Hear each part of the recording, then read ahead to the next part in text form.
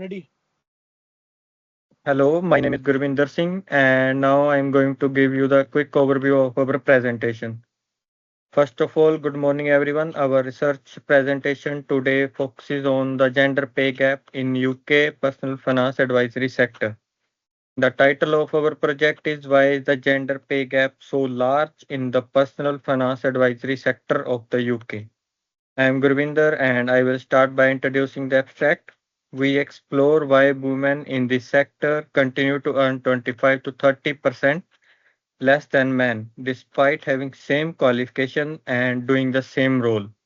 We use the secondary data from the organizations like ONS, FCA, CIPD. Our findings show that key contributors including occupational segregations, lack of senior opportunity for the women and unconscious bias in bonus structure. We also found good practice in the firm that offer pay transparency, flexible progression, and mentorship for women. Our recommendations aim to support structural changes that close the gap and create more equitable workplace. Now over to Shiraz. Shiraz, please continue your slide. Thank you, Gurvinder. I am Sriraj, and I will now provide some background. The gender pay gap is a long-standing issue in the UK, and it is even more noticeable in finance-related roles. In personal finance advising, where the role involves significant client responsibility, women are still underpaid compared to men. The problem here is not just unequal pay, but deeper systematic barriers. Despite legal protection like the Equality Act 2010, women remain underrepresented in senior positions. That's why we asked what are the reasons for this gap and how can we reduce it. In our literature review, we looked at several key theories and studies. The glass ceiling effect explains how women are blocked from top positions. Occupational segregation shows how women are often steered into low paid or part time roles. We also consider unconscious bias, especially in male dominated leadership terms. Data from the FCA and ONS shows how women earn about 27 less in the sector. Now I am over to Muhibul Islam. Thank you, Siraj. I am Muhammad Mohibul Islam Shakil, and now I will talk about our methodology and the key findings. So, first of all, we used only the secondary data from the reliable sources like the Office for National Statistics, the FCA reports, the HM Treasury, uh, and the academic journals from the databases like the Google Scholar. So we focused on the data relevant to the financial services, the pay inequality, and the gender-based barriers in the UK. So now it's time for our result. So in this finding, our result shows that the male financial advisors constantly earn more across all levels. For example, at the senior advisor level, men earn around 70,000 pounds compared to 52,000 for women. So bonus data also shows that men earning up to 40% more than their female colleagues. Another big issue is the representation of this part. So only 19% of the senior financial advisors roles are held by the women. Furthermore, 68% of women in this sector work part-time, while most leadership roles are full-time. Secondly, the bias in the peer reviews.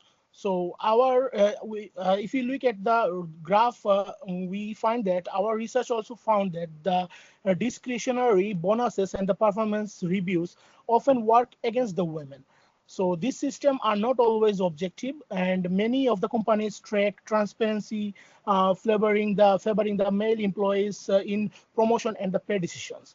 So the average pay, which is the male versus female chart, revealed that a consistent pay gap across the all levels, from the entry level to the executive roles.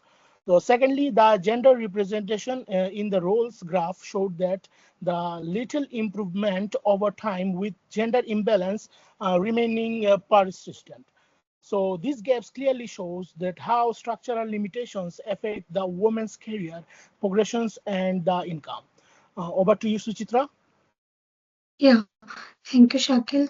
I am Suchita and I will present the discussion and our purpose recommendations. Our findings align with known theories like the glass ceiling and occupational segregation. The gap is not just about pay, but about access to promotions, bonuses, and leadership. Many women are stuck in lower level roles due to the lack of flexible career progression and limited sponsorship opportunities. So, how do we fix this? Here are our 8 key recommendations. Transparent pay structures clearly show pay bands and promotion criteria.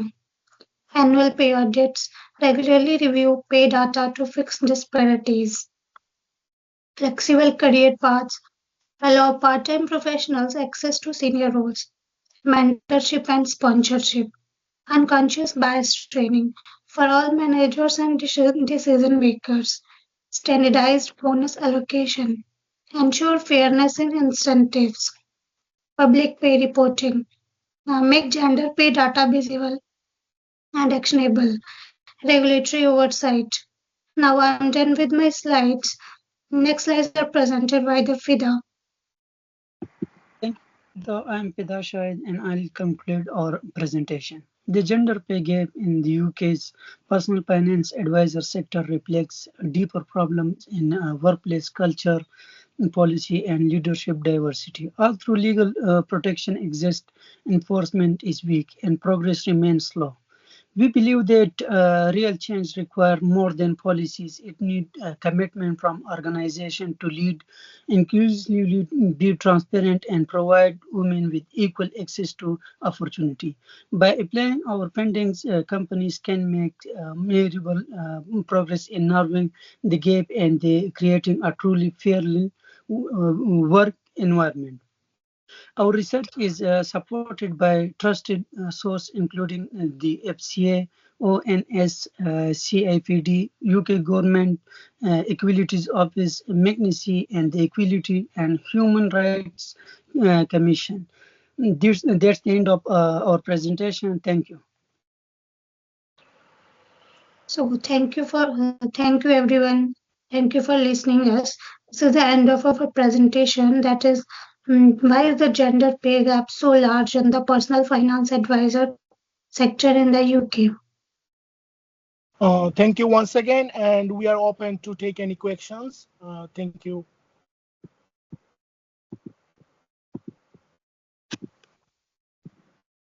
खत्म